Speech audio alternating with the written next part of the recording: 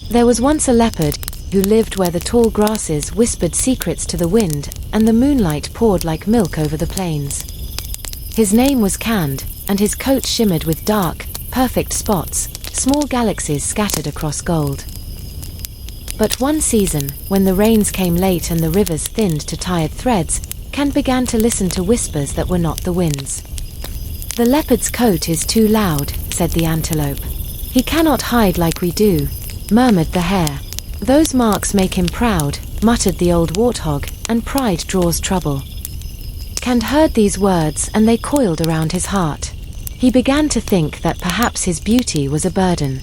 So, one morning, before the sun had climbed above the hills, he rolled himself in the grey ash of an old fire. The soot covered his spots until he was dull as dust. When he walked by the river, even his reflection did not know him. For a while, he felt relief. The other animals no longer stared. The gazelles grazed without scattering. The baboons ignored him. He blended into the thorny scrub, unnoticed, unremarkable.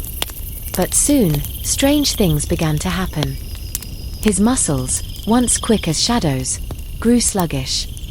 His paws, once sure, stumbled on the stones.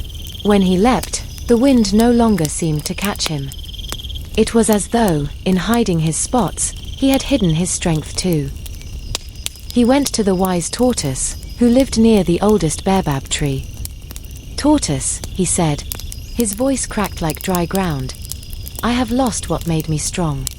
I only wanted peace, to be plain like the others." The tortoise lifted his slow, ancient eyes.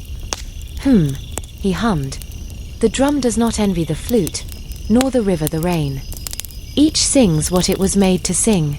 Tell me, leopard, what did your spots mean to you?" Cand looked down at his ashen fur. "They were the sky I wore on my back," he whispered. "They made me swift and proud." "Then why did you bury your sky?" asked the tortoise softly. Cand had no answer. That night, the moon rose full and forgiving.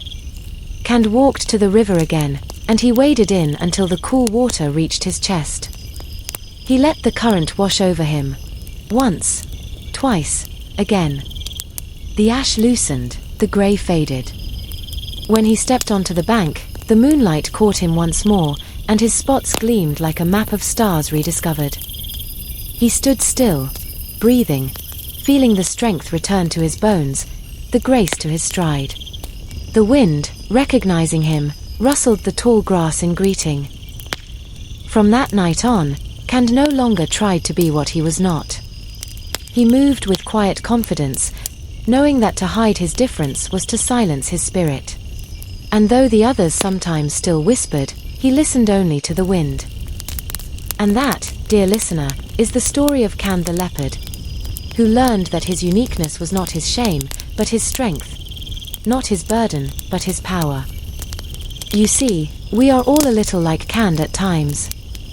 We spend so much of our lives trying to blend in, trying not to take up too much space, not to seem too different, too intense, too much of anything. Somewhere along the way, we start to believe that our uniqueness is a flaw to fix, rather than a truth to honor. But here's the thing. Those very parts of you that make you feel strange, misunderstood, or out of place, they're not mistakes. They're signals. They're the markings of who you really are. Like the leopard's spots, they're not decorations, they're identity. They're strength. When you hide what's brightest in you, your passion, your creativity, your softness, your weirdness, your fire, you may feel safer for a while. You may fit in. But slowly, you'll start to dim. You'll move through life like a shadow of yourself, wondering why everything feels dull, why your energy feels heavy, why the world seems colorless. The truth is, your gifts are not meant to make you comfortable.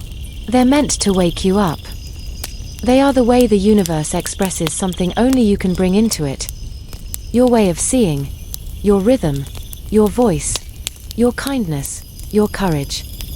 And yes, it can be scary to be seen fully. It takes courage to step into your own light, to stand there and say, this is me, unhidden. But that's where your real power begins. When you stop apologizing for your light, you stop needing permission to live. So don't bury the things that make you shine. Don't quiet your song because someone else doesn't understand its melody. Don't fold yourself smaller just to make others comfortable.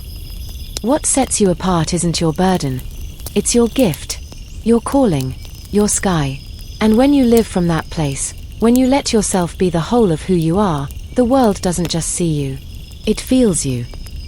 And you finally feel alive again.